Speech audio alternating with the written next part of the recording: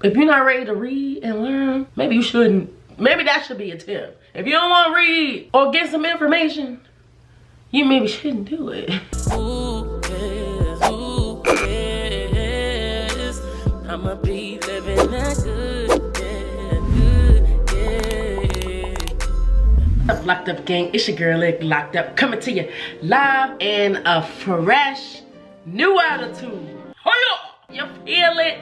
I can feel it. I'm passing it your way, sending great energy your way because y'all deserve it. You're beautiful and you need to know that. So welcome back to the channel. And if you're new, welcome to the fam. Make sure you hit that subscribe button down low and make sure you hit that bell, ding ding, so that you can make sure that you are updated with all of the fresh.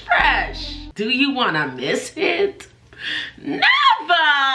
So y'all know last week we talked about the details. I mean the details on my hair. I'm 6 years locked. If you want to see that lock update, go ahead and click the link at the top so you can check out the video where you can find out all that you want to know about my 6-year update, okay? You read the title, so you know why you're here today. I'm going to give y'all 5 tips, things, advice I wish that I knew before I colored my hair. If you're ready, grab your popcorn, grab your mama, grab your grandma, and let's get into these tips. So number 1 on the things that I wish that I knew before I colored my hair was the maintenance that it takes to maintain colored hair, and specifically bleached locks. Yes, unfortunately, they were bleached. Because of the bleaching process, my locks became more dry. I mean, significantly more dry. You remember that scene on SpongeBob when he's like, I don't need it. I don't need it. I need it! Yeah, my locks crying for water or moisture. So I had to like basically take my time and actually relearn everything that I was doing in my regimen so that I could keep these things moisturized, because then I also started to deal with breakage, because that's another tip, but we're getting too far ahead. I had to do a lot more deep conditioning, so that required me to actually learn how to deep condition your locks without putting heavy products in there causing buildup. So it definitely was a learning process. I definitely think that that would be something beneficial for you to know. I mean, you could call the maintenance man. They're expensive. I definitely had to somebody put a definitely marker, because if she say definitely one more time, I definitely had to change a lot of the products. Like I told y'all in last week's video, I actually make my own shampoos and things like that. That definitely led to that as well, because a lot of color hair shampoos have a lot of chemicals, things like that, that are bad for your locks. So I chose to take it upon myself to actually create something for myself. But that took a lot of, what I said, study. I had to study up on this. The second thing, advice or whatever, that I wish that I knew before I colored my hair was the longevity. Coloring your hair is a process, and they call it that because it is a process. I mean, literally, I had to color my hair multiple times just to achieve what I desire. And then at a certain point, it does end up fading, or it does start to tone out, change orangey, things like that. And then now you're trying to do corrective. My hands are all up in the screen, but now you're trying to do corrective things, and that's a lot of chemicals, a lot of processes, things you don't want to do to your locks. I mean, you may want to, but I wouldn't suggest it. It's highly not recommended. Understanding that that first dye that you do is not the first and only dye. I mean, it is the first, but it's not the last. You're gonna have to do it again. The third tip would be the cost.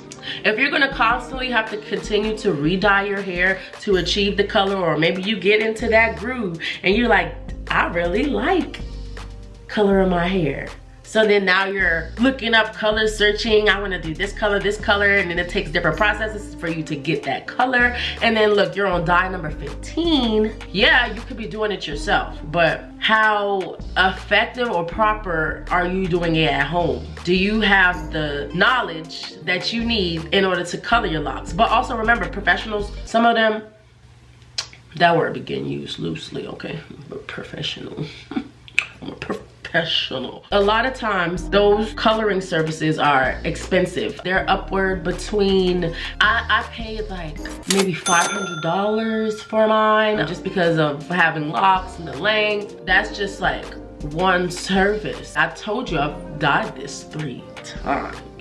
Oh, he much. First time I got off lucky because I actually worked at a store and it was covered, girl, it was free.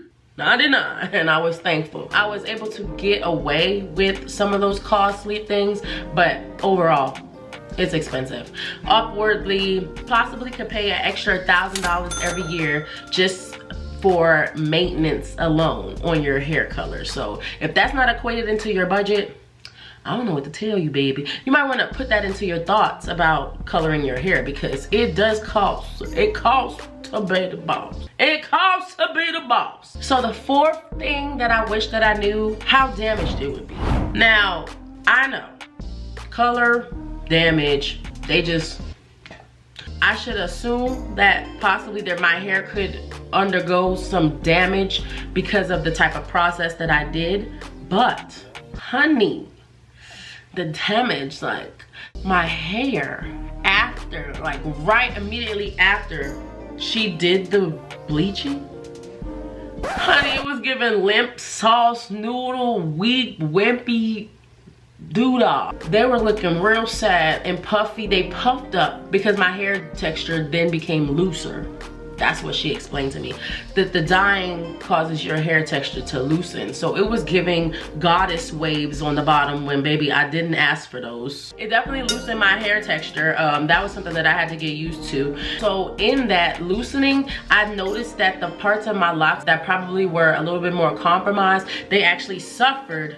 And they was holding on, baby. I mean, like you pick up your lock and it's drooping. You know, you see like how that stands strong because they strong now because I had to get rid of those weak parts. I mean, it was like, wham. As you pick it up, it had no strength to it. It's just wham. It was giving limp noodle, soggy. So I definitely had to, if I get to 22, definitely y'all having a giveaway, okay? Because this is crazy, crazy, crazy. Definitely.